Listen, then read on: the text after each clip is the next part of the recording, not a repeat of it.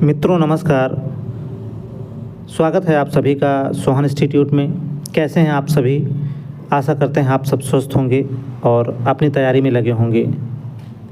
जैसा कि आप सभी जानते हैं कि जनवरी में जो है यूपी टेट की परीक्षा जो है प्रस्तावित है और उस परीक्षा के बाद निश्चित रूप से आपसे सुपर टेट की परीक्षा भी निश्चित रूप से होगी। अगर यूपी टेट होगा तो जाहिर सी बात है सुपर टेट की परीक्षा होगी। तो उससे पहले आप लोग प्रिपेयर रहें। क्लास देखिए आपको लगातार मिलेगी, आप धैर्य बनाए रखें। अभी फ़िलहाल इंस्टीट्यूट के साथ आप लोग जुड़े रहें और क्लास का आनंद लें।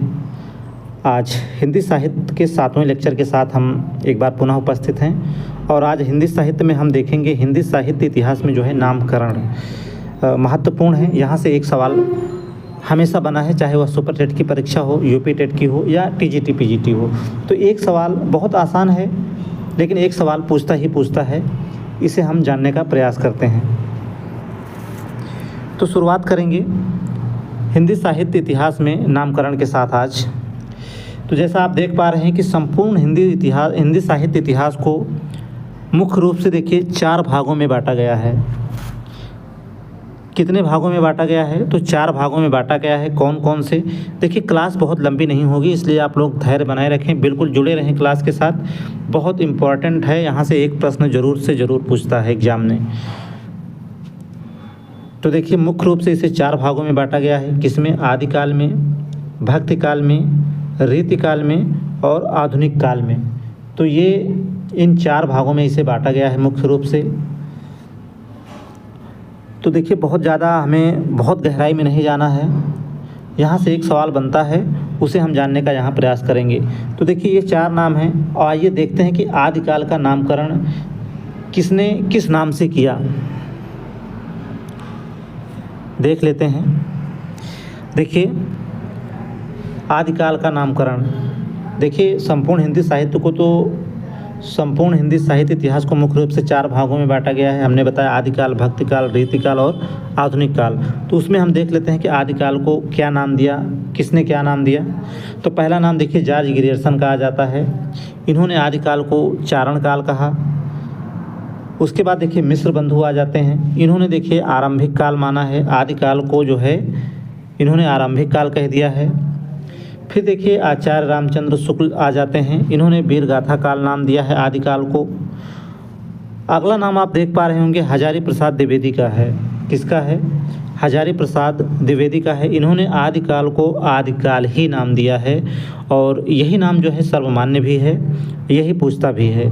मतलब हजारी प्रसाद द्विवेदी ने आदिकाल को आदिकाल कहा है, यही नाम जो है सर्वमान्य है। आगे आप देख पा रहे हैं डॉक्टर राम कुमार वर्मा हैं। इन्होंने संधिकाल व चारण काल नाम दिया है। और दोहरा नामकरण किसने किया है, ऐसा प्रश्न आपसे परीक्षा में पूछ सकता है। तो दोहरा नामकरण करने वाले कौन हैं? डॉक्टर राम कुमार वर्मा। संधिकाल व चारण काल कहा इन्होंने आदिकाल को। यहाँ से पिछली बार देखिए सुपर टेट में एक सवाल बना था और निश्चित रूप से इस बार भी चाहे यूपी टेट की परीक्षा होगी या सुपर टेट की, एक सवाल निश्चित रूप से यहाँ से आएगा। अगला नाम आप देखेंगे राहुल सांकृत्यायन। इन्होंने देखिए आदिकाल को सिद्ध सामंत काल कहा है। नेक्स्ट नाम देखिए गणपत चंद्र गुप्त का है। इन्होंने प्रारंभिक काल कह दिया है। यहाँ कन्फ्यूजन नहीं होना है।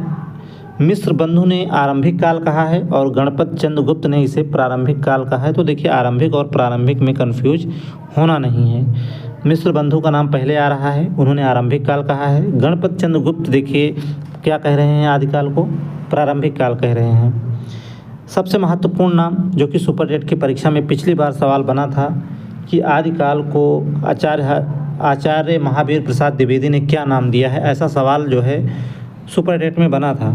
तो बीज वपन काल, इसीलिए कह रहा हूँ कि बहुत महत्वपूर्ण है, एक सवाल निश्चित रूप से पूछा जाना है यहाँ से। तो महावीर प्रसाद द्विवेदी ने बीज वपन काल नाम दिया है, ये सवाल बना भी था। अगला नाम देखिए विश्वनाथ प्रसाद मिश्र का है। इन्होंने आदिकाल को वीरकाल कह दिया है। उसके बाद देखिए धीरेन्द्र वर्मा आ जाते हैं। धीरेन्द्र वर्मा ने आदिकाल को अपभ्रंश काल कहा है।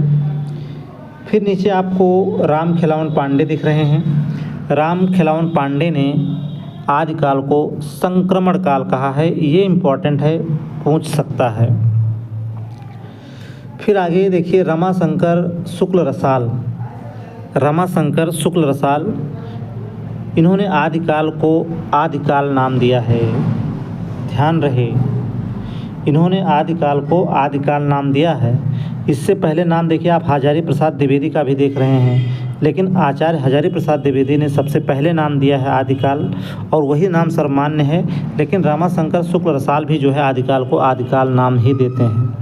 लेकिन अगर विकल्प में हजारी प्रसाद द्विवेदी रहेगा तो आपको वही विकल्प लगाना है। रमाशंकर शुक्ल रसाल होने के बाद भी रमाशंकर शुक्ल रसाल को नहीं लगाना है। अगर हजारी प्रसाद द्विवेदी का नाम विकल्प में नहीं रहेगा तब आप रमाशंकर शुक्ल रसाल को लगा सकते हैं। अगला नाम है सुमन राजे का। इन्होंने आधार काल कहा है। तो देखिए ये हिंदी साहित्य इतिहास में हमने आज इतनी सी चर्चा की। कल देखिए हम भक्ति काल का नामकरण करेंगे। देखिए आदिकाल को आज आपने देख लिया, ज़्यादा और हम भक्ति काल और रीतिकाल को कल देख लेंगे, क्योंकि आज जो है उसके साथ इसकी चर्चा नहीं करते हैं, ताकि आपको किसी भी प्रकार का कन्फ्यूजन ना हो। तो आज हमने आदिकाल का नामकरण किया, किसने किससे क्या कहा आदिकाल को ये देखा। कल की क्लास में हम भक्ति काल, रीतिकाल और आधुनिक काल तीनों को देख लेंगे। आज के लिए सिर्फ इतना ही। क्लास कैसी लगी कमेंट में ज़रूर बताएं, और चैनल को सब्सक्राइब नहीं करा है आपने तो ज़रूर कर लें। और कल मिलते हैं फिर भक्ति काल का नामकरण के साथ।